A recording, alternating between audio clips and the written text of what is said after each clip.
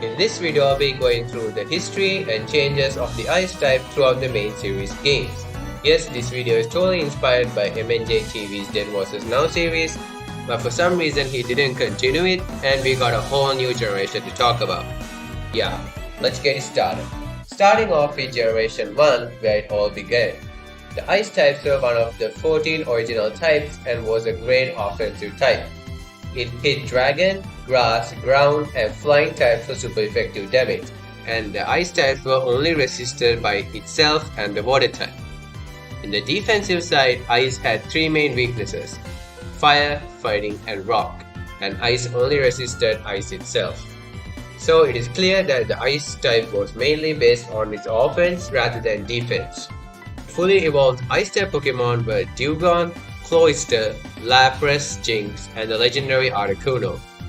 Not bad, but Articuno and Jinx were somewhat decent. The moves introduced in Generation 1 were Aurora Beam, Ice Beam, Blizzard, Ice Punch, Haze, and Mist. All of these moves are great stab moves for the ice types and coverage moves for other types, and still are used to this day. The ice type specialist was Lorelei, the Kanto Elite 4. She had used all the ice types available plus a Slowbro. Going on to Generation 2, and the ice types got hit really hard. The newly added Steel type hit the ice type for super effective damage and also resist ice type moves. And also fire resisted ice, which completely makes sense. The new ice type Pokemon were Delibird, Sneasel and Piloswine. None of these Pokemon are great. And for moves, they just added two: Powder Snow and Icy Wind. Icy Wind is somewhat decent because of its 100% chance to lower the opponent's speed. The ice type specialist was Bryce, the Mahogany Town gym leader in Johto. Then came Generation 3. Well, was it any good for the ice types? No, kind of. The new ice type Pokemon added were Walrein, Glalie, and Regice. Regice? Anyway, Regice was somewhat decent because of its massive defense and decent offensive capabilities, but it suffered because of the steel types running around. But Gen 3 added a whole new set of moves: Ice Ball, Icicle Spear, and Sheer Cold, the one-hit KO ice type move, and they also added the weather effect that benefits ice type Pokemon, Hail. Hail damage every other Pokemon except for ice type, which is okay, but another secondary effect might have been good, like the defense boost of Sandstorm. Due to Hail, there were some other things that were connected to the ice type. First was Cat's form and its ability. With its ability Weather Forecast, Cat's form can change its form according to the weather. This meant that in Hail, it changed into its Hail form. But still, it was useless, so it didn't make that of a change. And the new move Weather Ball, which is a 50 base power normal type move, doubled its power and changed its typing under weather. This means under Hail, Weather Ball became a base 100 ice type move. The ice type specialist in Gen 3 was Glacier, the Hoenn Elite 4. Well, look at the team: 2 Glalies, 2 Spelios, and 1 Walrein. The coolest team I ever seen. Get it? Cool. Ice types? Forget it. And if you're watching this part of the video, make sure to give it a like and subscribe to the channel for more future videos like this. And yeah, let's jump back to the ice types. The generation where they introduced the physical and special split. Prior to Generation 4, all ice type moves were considered special. But with this physical and special split, moves like Ice Beam, Blizzard are special, and moves like Ice Punch are physical. Generation 4 also introduced a lot of great ice types, especially physical ones. Weavile, the evolved form of Sneasel, and Mamoswine being the evolved form of Piloswine. Frostlass being the new female evolution of Snorunt, and Glaceon the ice type evolution. They also introduced Abama Snow, which is the weather setter for the ice types, with the ability Snow Warning. This means every time Abama Snow switches in, it summons Hail, making abilities like Snow Cloak of Frostlass and Ice Body of Walrein active. And the new moves added in Generation 4 were Ice Fang, Avalanche, and Ice Shot. All of these moves are great moves, and Ice Shot being especially useful as a priority ice type moves for all the dragon types running around, especially the quad weak pseudo legendary. Ice type specialist was the Snowpoint City gym leader. She was really annoying to deal with, especially in Nuzlocke with her double team Snowcloak Frostlass. Well, you might think this was a great gen for the ice types. Kind of yes and kind of no. Generation 4 is notorious for the introduction of the metagame defining entry hazard, Stealth Rock. This entry hazard is just crazy. Once Stealth Rock is up and you switch in a Pokemon, they will be damaged according to their weakness to Rock. This means a pure Ice type lost 25% of their health just by switching in. And Pokemon like Articuno, which is quad weak to Rock, lost half of their health. This was a big blow for the Ice type, and the previously talked Abomasnow was really terrible. It had a typing of Grass and Ice, and it lost 25% to Stealth Rock by switching it, was quad weak to Fire and weak to Bug, Poison, Flying, Steel, Rock, and Fighting. What else do you need? And the fact that Hail damaged every single Pokemon except for Ice types made team building with Hail a lot harder. But overall, it was an okay generation for the Ice types. Moving on to Generation 5, the Weather Generation. Pokemon introduced were Ice Cream, Polar Bear, and Snowflake, and the Boxar's legendary Kyurem and his two forms, and also Rotom Frost. Rotom Frost was introduced in Generation 4 and had the typing of Ghost and Electric, but in Generation 5 its typing was changed to Electric and Ice to suit its equipment. Obviously, among these Pokemon, Kyurem was the best Pokemon. The new moves introduced in Generation 5 were Freeze Shock, Ice Burn, and Glaciate, the signature moves of Kyurem, and Frostbite, a move that always crit. This meant Pokemon like Weavile and Mamoswine now had a great spammable physical Ice type move. The Ice type specialist in Generation 5 was Bryson, the Icarus City Pokemon gym leader. Well, the Ice type didn't have any niche in the Weather Generation. Weathers like Sand with Sandrush Escadrille and Rain with all their powerful Swift winners were nothing that Ice type could handle. And not to talk anything about Sun. And even without weather, with Pokemon like Genesect and Volcarona running all around, and all the powerful fighting type moves that were thrown everywhere, made the Ice types just not worthy to use.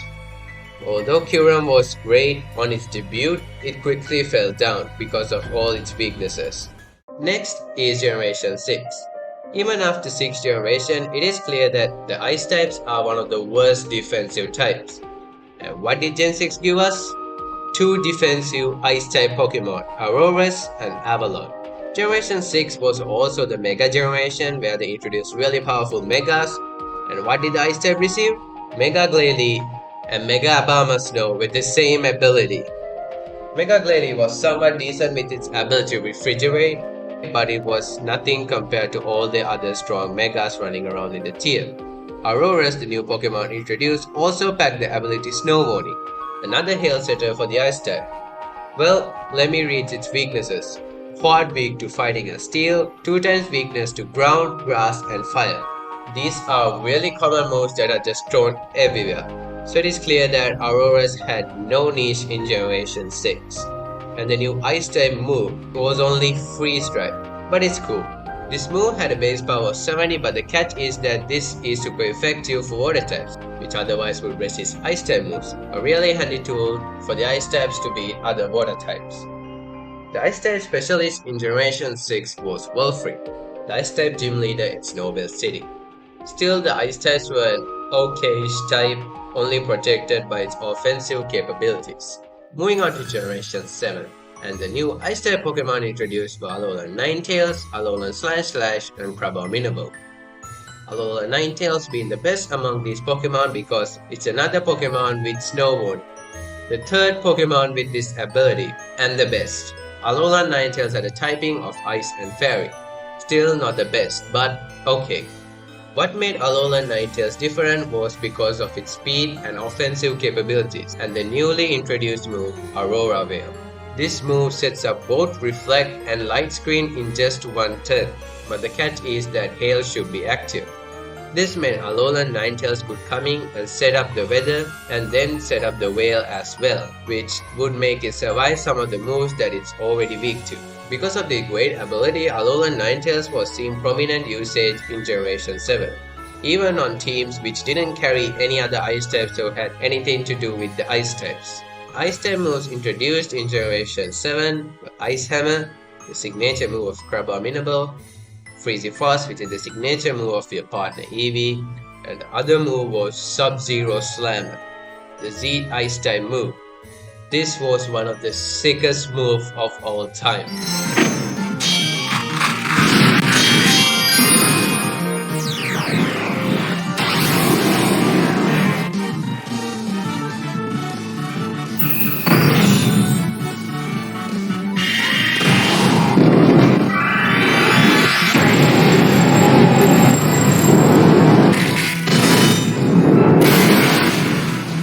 Yeah, that's sick. Moving on to Generation 8, and finally Game Freak realized that Ice was an offensive type, and they gifted the Ice type Pokemon a lot of great things. The new Ice type Pokemon introduced were Frostmoth, Galarian Darmanitan and its Zen mode, Actazol, Actofish, Mr. Rhyme, Ice Cube, Glastrier, Ice Rider Calyrex, and Hisuian Avalon. That's a lot. Out of these, Galarian Darmanitan was the best mon because of its ridiculous stats and ability. The Firestorm Man thing hits harder than Groudon, Rayquaza, and Koraidon. The other noteworthy Pokemon were Ice Rider Calyrex and the Trick Room, and Ice Cube because of its ability Ice Face, and Actazol because of Bolt Beat and Electric and Ice coverage. The Sword and Shield game also introduced the Dynamax phenomena. So some of the Pokemons got something called Gigantamax, which gives them a new look and gives them a signature moves. For the Ice types, it was Lapras, and its signature move was G-Max Resonance, which damages the opponent and also set up Aurora Veil for 5 turns, which is great. Other moves introduced in Generation 8 was Max Hailstone, the Max Ice Turn move, which damages the opponent and summons Hail for 5 turns. The other moves were Triple Axle and Mountain Gale being the signature move of Hisuian Avalon. But we need to talk about Triple Axle. This is a physical Ice type move which is a 3-turn move. Its base power will increase by 20 with each successive strike. So the first, second and third strikes have powers of 20, 40 and 60 respectively. This means if you land it thrice, it becomes a base 120 physical Ice type move. And which Pokemon got the most use out of it? Weavile. Since the introduction of Weavile was a really strong and fast attacker, and with Triple Axle, it became one of the best offensive Pokemon in Generation 8. The Ice type specialist in Generation 4 was Melody.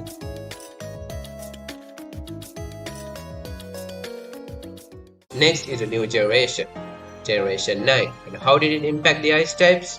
Well, first the changes. Triple Axle, which made Weavile so good, was coded in the game but cannot be learned by anyone in the game, and this was a big blow for Pokemon like Weavile in Generation 9. Generation 9 also revamped Hail into Snow. Snow, which is the new weather in Generation 9, no longer damages Pokemon, but it gives a defense boost for the Ice. It is okay, but an offensive boost would be much better in my opinion. Now for the new Pokemons they introduced. Only 4 of them, and man they are good. Titan, Baxcalibur, Chien-Pao, and Iron Bundle. All of these Pokemon are awesome, and both Iron Bundle and Chien-Pao got banned from standard competitive play because of their absurd power. And Chien-Pao was an Ice and Dark type which simply outclassed the Gen 8 king, Weavile, in every aspect. Great stats, great abilities, and great stat moves. This made Weavile the king of Gen 8 fall into the lower tiers of Generation 9 competitive Pokemon. The other Pokemon, Baxcalibur, was the first Ice-type pseudo-legendary. Baxcalibur is a solid Ice type with a monstrous attack stat, and Titan is also a solid Slush Rush Pokemon with Belly Drum. And the new moves introduced in Generation 9 were Ice Spinner, Snowscape, and Chilly Reception. Ice Spinner was another great physical Ice type move which removes the terrain. Snowscape is the new weather setting move which replaces Hail, and Chilly Reception was the new Teleport which teleports and set up the snow. The Ice type specialist in Generation 9 was Grusha, the Glasado City gym leader. Again, Generation 9 was a great generation for the Ice types. As a summary, it is clear that the Ice types were one of the greatest offensive types and worst defensive types from the start. The Ice type Pokemon introduced were more focused on defense. Gradually, the Ice type developed and got into great offensive Pokemon, and now Ice types are one of the best offensive types in the game. If you like this video, make sure to give it a like and subscribe, and I recommend checking this video out. And yeah, see you in the next one.